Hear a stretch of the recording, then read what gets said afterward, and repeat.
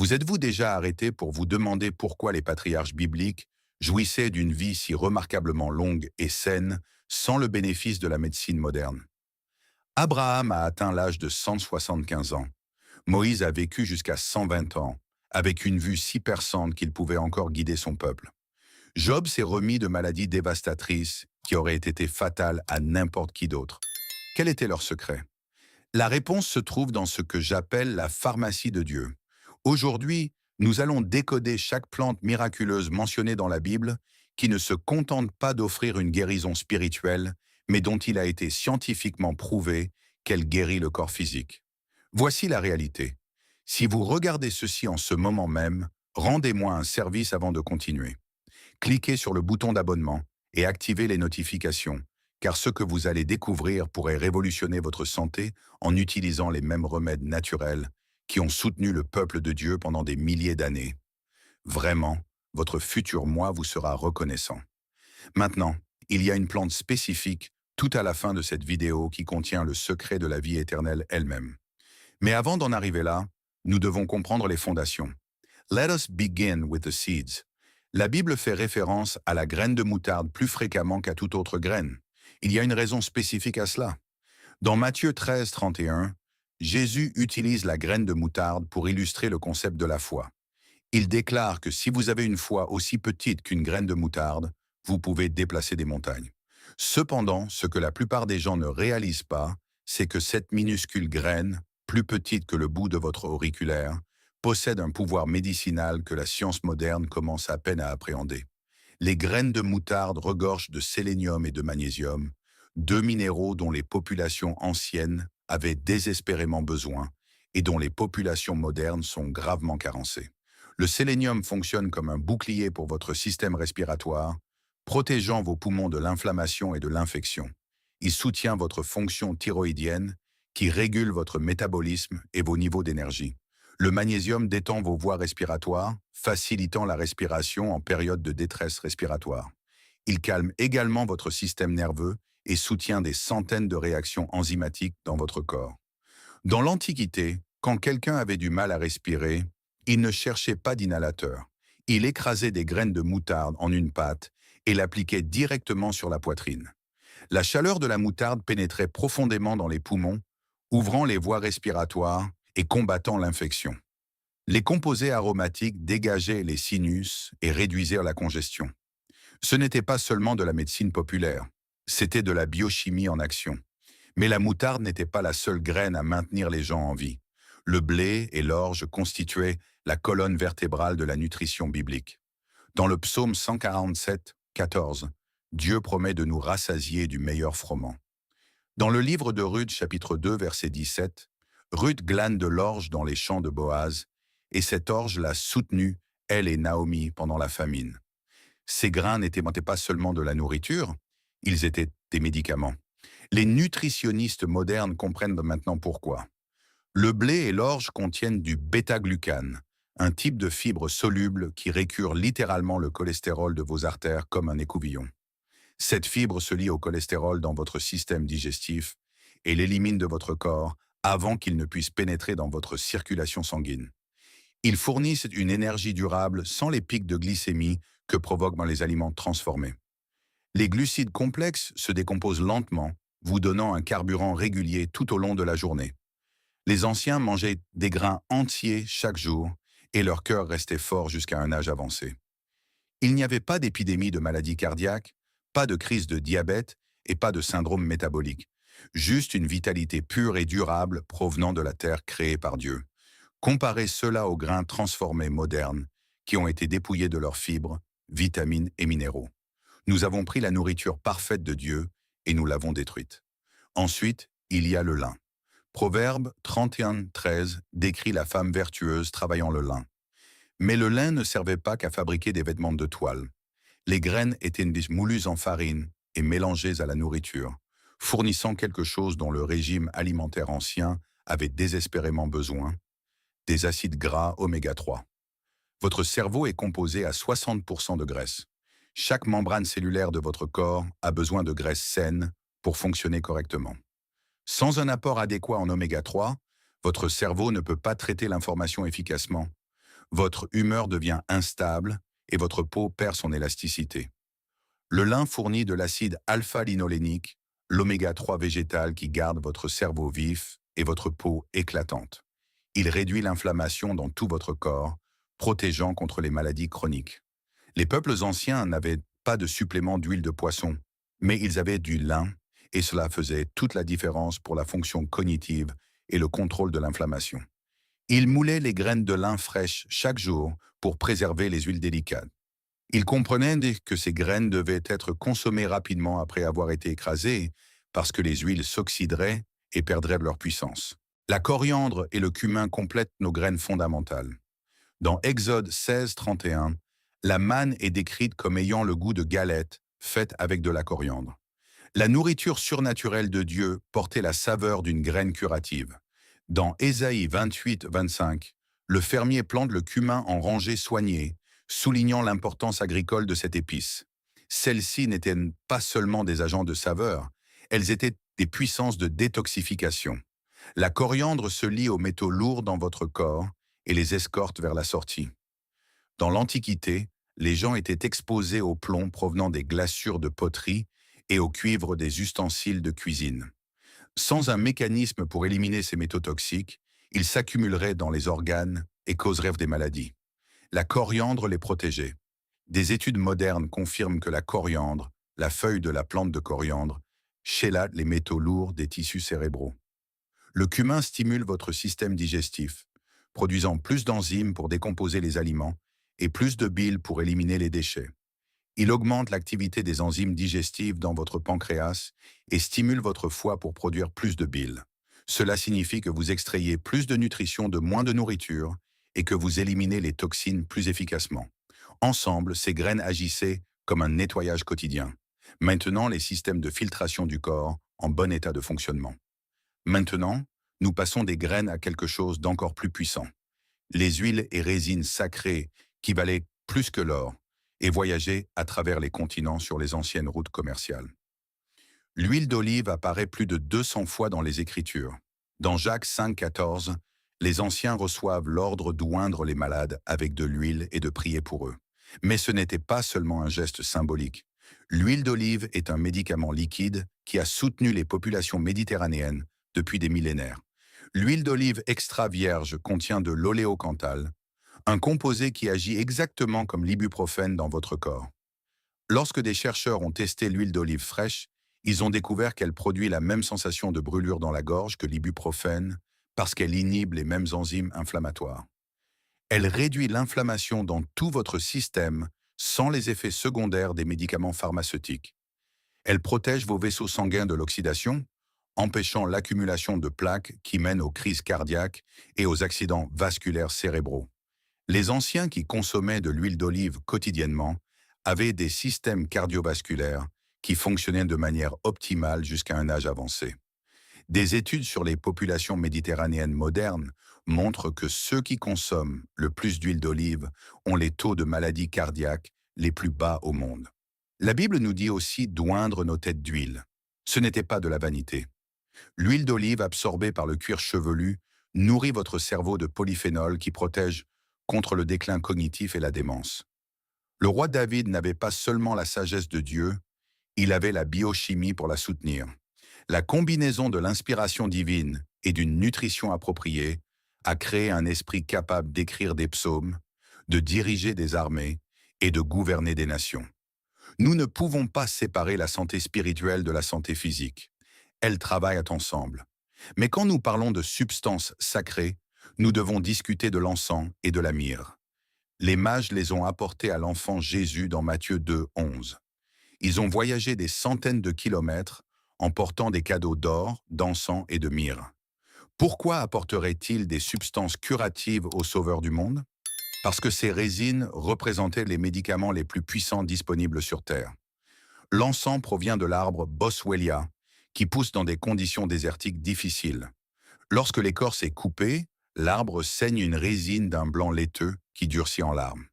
Ces larmes contiennent des acides boswelliques qui bloquent les voies inflammatoires de vos articulations. Si vous souffrez d'arthrite, votre corps produit des molécules inflammatoires appelées leucotriènes, qui attaquent pas votre cartilage. L'encens les bloque à la source. Des études montrent qu'il fonctionne aussi bien que les anti-inflammatoires pharmaceutiques sans les dommages à l'estomac, la toxicité hépatique ou les risques cardiovasculaires. Les personnes qui souffrent de douleurs articulaires depuis des décennies trouvent un soulagement en quelques semaines d'utilisation de l'encens. Les médecins de l'Antiquité le savaient. Ils prescrivaient l'encens pour l'arthrite, les maux de dos et toutes sortes d'états inflammatoires. La myrrhe va encore plus loin dans le domaine de la guérison. Elle est antimicrobienne, antifongique, antiparasitaire et booste l'immunité. Lorsque les anciens avaient des infections, ils brûlaient de la myrrhe comme encens ou la mélangeaient à des onguents. La fumée tuait les agents pathogènes aéroportés, purifiant l'air dans les chambres des malades.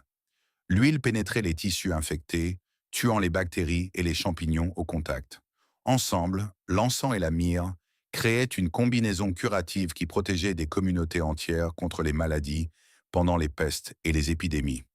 Ceux qui brûlaient ces résines avaient des taux d'infection plus bas. La recherche moderne confirme que les huiles essentielles de ces résines tuent les bactéries résistantes aux médicaments, y compris le SARM.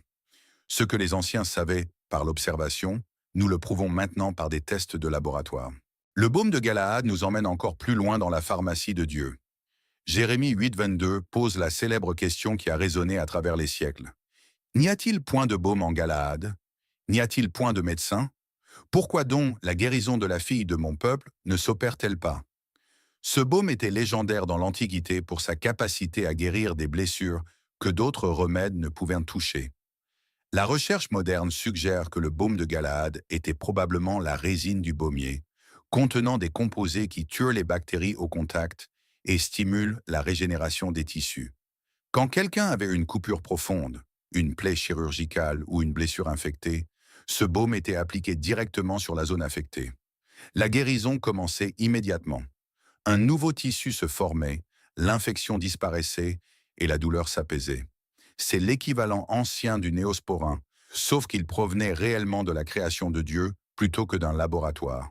Et contrairement aux antibiotiques modernes qui tuent les bactéries nocives et bénéfiques, le baume de Galaad ciblait les agents pathogènes tout en soutenant les mécanismes naturels de guérison du corps.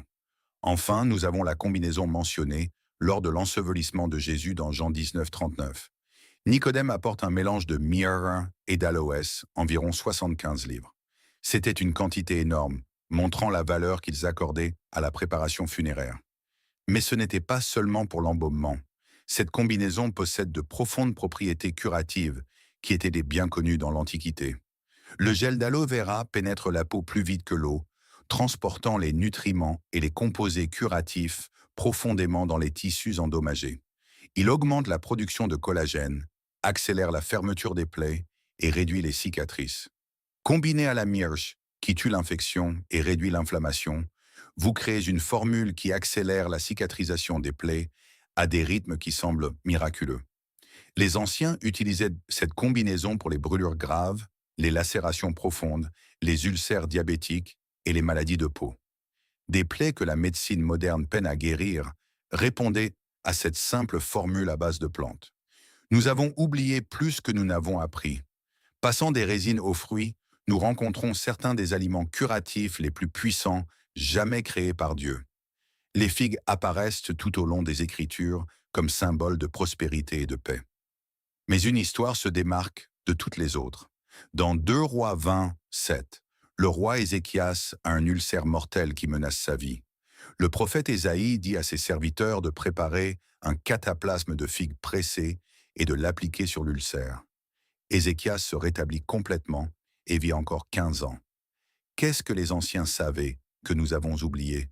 Les figues contiennent des enzymes protéolytiques qui décomposent les tissus morts dans les plaies. Lorsque vous appliquez un cataplasme de figues sur une infection, ces enzymes digèrent littéralement le matériel nécrotique, nettoyant la plaie de l'intérieur.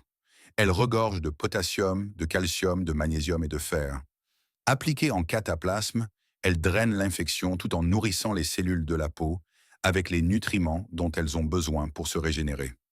Mangées comme aliment, elles fournissent des fibres qui nourrissent vos bactéries intestinales bénéfiques, soutenant l'ensemble de votre système immunitaire. La fibre des figues est unique car elle contient à la fois des types solubles et insolubles, vous offrant un soutien digestif complet. Les peuples anciens mangeaient les figues fraîches en saison et les séchaient pour une nutrition tout au long de l'année. Les grenades apparaissent dans Exode 28-33 sur le bord de la robe du souverain sacrificateur. Des grenades bleues, pourpres et cramoisies alternaient avec des clochettes d'or tout autour du bas de sa robe. Mais les grenades ne sont pas seulement décoratives. Elles sont un médicament cardiovasculaire sous forme de fruit, protégeant le cœur même dont le prêtre avait besoin pour servir Dieu. Une grenade contient plus d'antioxydants que 3 tasses de thé vert. Les polyphénols du jus de grenade abaissent naturellement la tension artérielle en augmentant la production d'oxyde nitrique dans vos vaisseaux sanguins. L'oxyde nitrique détend vos artères, améliorant le flux sanguin et réduisant la charge de travail de votre cœur. Ils empêchent le cholestérol LDL de s'oxyder et de former de la plaque dans vos artères. Des études montrent que boire 205 ml de jus de grenade par jour peut réellement inverser l'athérosclérose, dégageant des artères que les médecins pensaient définitivement obstruées. Des patients candidats à un pontage coronarien ont évité la salle d'opération en consommant régulièrement des grenades. Ce n'est pas une théorie, c'est une recherche médicale documentée prouvant ce que la Bible nous dit depuis toujours. L'hysope apparaît dans le psaume 51:7, où David prie après son péché avec Bethsabée. « Purifie-moi avec l'hysope, et je serai pur. Lave-moi, et je serai plus blanc que la neige. » Ce n'était pas seulement une purification spirituelle. L'hysope est un puissant antibactérien et expectorant qui purifie le système respiratoire.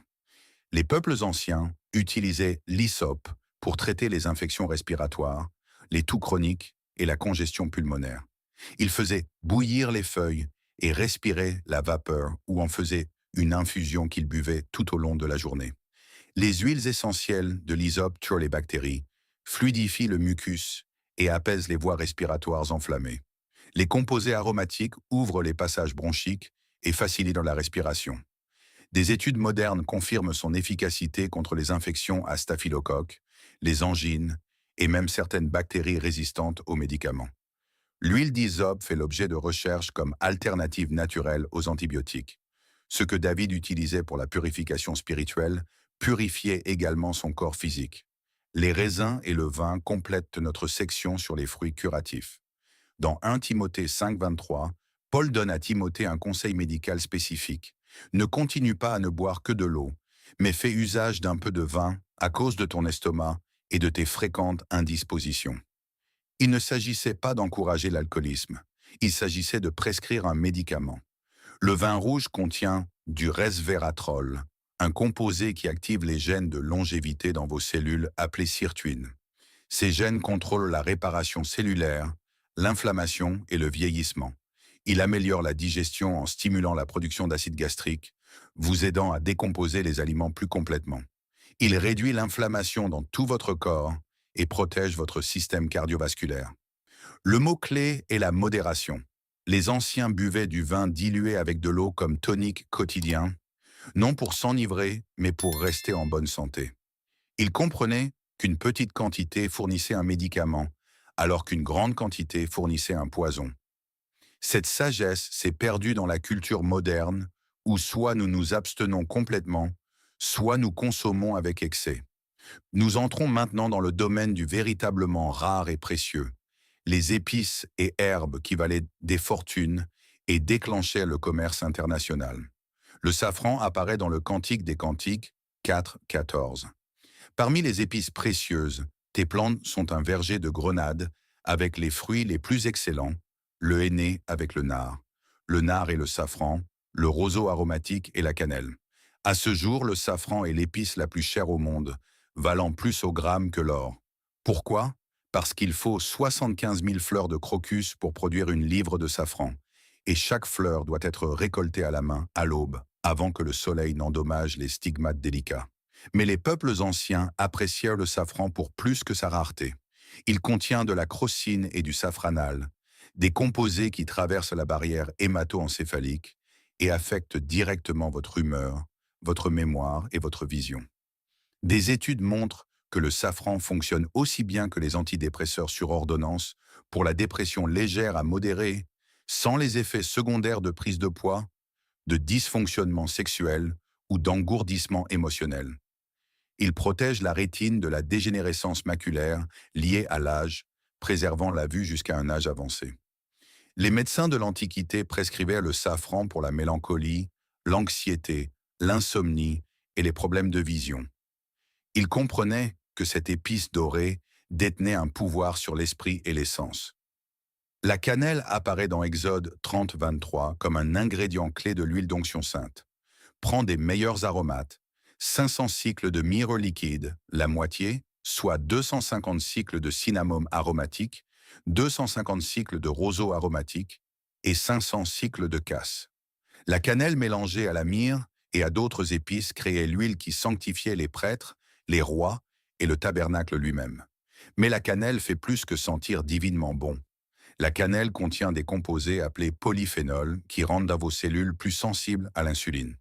Si vous avez des problèmes de glycémie, un prédiabète ou un diabète de type 2, une cuillère à café de cannelle à chaque repas peut améliorer considérablement votre contrôle du glucose. Des études montrent qu'elle abaisse la glycémie à jeun de 20 à 30% chez les patients diabétiques. Elle est antimicrobienne, protégeant contre les intoxications alimentaires et les infections intestinales. Elle est anti-inflammatoire, protégeant contre les maladies chroniques alimentées par l'inflammation. Les anciens soignaient d'huile de cannelle, absorbant ses bienfaits par leur peau, tout en profitant également des propriétés aromatiques. La mandragore nous amène à l'une des plantes les plus mystérieuses et controversées des Écritures. Dans Genèse 30, 14, Ruben trouve des mandragores dans les champs pendant la moisson des blés et les apporte à sa mère Léa. Rachel demande les mandragores à Léa, pensant qu'elles aideront à la fertilité. Les deux sœurs négocient au sujet de ces plantes précieuses, montrant à quel point elles étaient estimées. Les peuples anciens utilisaient la mandragore pour la santé reproductive, le soulagement de la douleur, les troubles du sommeil et diverses conditions médicales. La science moderne confirme que la mandragore contient des alcaloïdes qui affectent le système nerveux et les tissus musculaires lisses. Bien qu'elle puisse être dangereuse à forte dose, la mandragore correctement préparée était utilisée tout au long de l'histoire à des fins médicales légitimes. Elle représente la profondeur de la connaissance botanique ancienne. Ce n'étaient pas des gens primitifs devinant au hasard. Ils avaient une compréhension sophistiquée de la façon dont les plantes affectent la physiologie humaine au niveau les plus profonds. Mais toutes ces plantes pâlissent en comparaison de ce qui suit. Dans Apocalypse 22, 2, Jean voit le fleuve de l'eau de la vie sortant du trône de Dieu. De chaque côté du fleuve se trouvait l'arbre de vie, produisant 12 récoltes de fruits, rendant son fruit chaque mois. Et les feuilles de l'arbre sont pour la guérison des nations. Ce n'est pas une plante que vous pouvez acheter à l'épicerie. C'est la guérison ultime qui nous attend dans l'éternité. Mais le principe importe profondément. Tout comme Dieu a fourni des plantes médicinales dans le jardin d'Éden, et tout comme il nous a donné tous ces remèdes à travers les Écritures, il promet une restauration complète. La guérison physique n'est qu'un aperçu du renouvellement total qui viendra quand le Christ reviendra et fera toutes choses nouvelles. L'arbre de vie représente la médecine parfaite, un fruit qui soutient sans pourriture, des feuilles qui guérissent sans effet secondaire, et une création pleinement alignée avec les desseins de Dieu, n'étant plus corrompue par le péché et la mort. En attendant ce jour, nous avons ces plantes terrestres comme des cadeaux nous orientant vers la réalité plus grande. Alors, que faisons-nous de toutes ces informations? Comment appliquons-nous réellement la pharmacie de Dieu à nos vies modernes de manière pratique et concrète? Premièrement, comprenez que ces remèdes fonctionnent encore aujourd'hui. La graine de moutarde contient toujours du sélénium et du magnésium. L'huile d'olive réduit toujours l'inflammation grâce à l'oléocanthal. Les grenades protègent toujours votre cœur grâce au polyphénol. La création de Dieu n'a pas changé. La biochimie reste la même. Ce qui a changé, c'est notre volonté d'utiliser ces remèdes simples et naturels au lieu de se tourner vers des solutions pharmaceutiques. Deuxièmement, commencez simplement et de manière ciblée. Vous n'avez pas besoin d'utiliser toutes ces plantes à la fois, ce serait accablant et inutile. Choisissez-en une ou deux qui répondent à vos préoccupations de santé spécifiques. Si vous avez des problèmes digestifs, commencez par les graines de cumin et de coriandre. Ajoutez une cuillère à café de chaque à vos repas et regardez votre digestion se transformer. Si vous avez des douleurs articulaires ou de l'arthrite, Essayez l'huile essentielle ou la résine d'encens. Si vous avez besoin d'une meilleure santé cardiovasculaire, ajoutez de l'huile d'olive extra vierge et du jus de grenade à votre routine quotidienne. Troisièmement, rappelez-vous que ce sont des aliments et des herbes, pas des pilules magiques. Ils fonctionnent mieux dans le cadre d'un mode de vie qui honore le dessein de Dieu pour votre corps. Des aliments complets au lieu de la malbouffe transformée, un mouvement quotidien au lieu de rester assis toute la journée, un sommeil adéquat au lieu d'un épuisement chronique et une gestion du stress au lieu d'une anxiété constante. Les plantes améliorent ce que vous faites déjà bien. Elles ne peuvent pas compenser un mode de vie fondamentalement malsain. Quatrièmement, soyez patient avec le processus de guérison. La médecine moderne promet des solutions rapides. Prenez cette pilule et sentez-vous mieux en 30 minutes. Mais les remèdes de Dieu travaillent selon le calendrier de guérison naturelle de votre corps, reconstruisant la santé à partir du niveau cellulaire. Vous ne vous sentirez peut-être pas radicalement différent après un jour, mais après 30, 60 ou 90 jours, vous remarquerez des changements profonds. Plus d'énergie sans stimulants artificiels, moins de douleurs sans médicaments pharmaceutiques, une pensée plus claire et un meilleur sommeil. Les patriarches ne vivaient pas seulement longtemps grâce à une génétique supérieure, ils vivaient longtemps parce qu'ils se nourrissaient de la pharmacie de Dieu chaque jour. Ils avaient accès à la création elle-même et savaient comment l'utiliser avec sagesse. Ils ont transmis cette connaissance de génération en génération. Vous avez le même accès à ces plantes médicinales. Les graines de moutarde se trouvent dans n'importe quelle épicerie pour moins de 5 $. L'huile d'olive est sur tous les rayons. Les grenades sont au rayon fruits et légumes. L'encens et la myrrhe sont disponibles en ligne auprès de fournisseurs réputés. La sagesse des anciens combinée à la commodité du shopping moderne et à la validation de la recherche scientifique contemporaine est à votre portée. Voici mon défi spécifique pour vous aujourd'hui. Choisissez une plante de cette vidéo, juste une. Faites des recherches plus approfondies. Achetez-en cette semaine. Commencez à l'utiliser de manière constante pendant 30 jours. Suivez votre ressenti dans un journal. Notez vos niveaux d'énergie, vos niveaux de douleur, la qualité de votre sommeil et votre humeur. Je vous garantis que vous remarquerez des différences mesurables. Et puis revenez m'en parler. Laissez un commentaire ci-dessous en partageant quelle plante vous avez choisie et quels résultats vous avez obtenus. Il ne s'agit pas seulement de guérison individuelle. Il s'agit de reconstruire une communauté de personnes qui font plus confiance à la création de Dieu qu'aux sociétés pharmaceutiques. Nous créons un mouvement de santé biblique.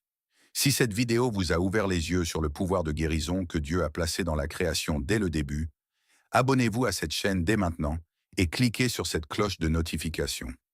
Nous bâtissons un mouvement de personnes qui veulent vivre en bonne santé selon le dessein originel de Dieu. Chaque semaine, nous publions du nouveau contenu approfondissant les principes de santé biblique qui fonctionnent réellement dans le monde moderne. Des principes qui ont soutenu le peuple de Dieu pendant des milliers d'années et qui fonctionnent encore aujourd'hui. Rappelez-vous, Dieu ne nous a pas laissés impuissants dans un monde brisé. Il nous a donné tout ce dont nous avons besoin pour la vie et la santé dès le début. De la graine de moutarde qui déplace les montagnes à l'arbre de vie qui guérit les nations, sa pharmacie a toujours été ouverte. Les portes n'ont jamais été fermées. La question est de savoir si nous franchirons ces portes pour recevoir ce qu'il a déjà fourni. Votre santé n'est pas un accident. Elle est le résultat direct de choix quotidiens pour s'aligner sur le dessein de Dieu ou s'en écarter. Chaque repas est un choix. Chaque fois que vous ressentez une douleur, vous choisissez entre la pharmacie de Dieu ou l'industrie pharmaceutique. Choisissez ses remèdes. Choisissez sa sagesse. Choisissez les plantes qu'il a créées spécifiquement pour votre guérison. Merci d'avoir regardé cette vidéo jusqu'au bout. Maintenant, passez à l'action. Choisissez votre plante. Commencez votre voyage de guérison aujourd'hui, pas demain. Si cette exploration des plantes sacrées de la pharmacie de Dieu a changé votre regard sur le monde naturel, veuillez vous abonner et aimer cette vidéo. Nous nous consacrons à découvrir l'histoire ancienne et les vérités de guérison qui ont été enfouies pendant bien trop longtemps. Plantons ensemble les graines d'un avenir plus sain. Le prochain trésor de sagesse biblique sera révélé très bientôt.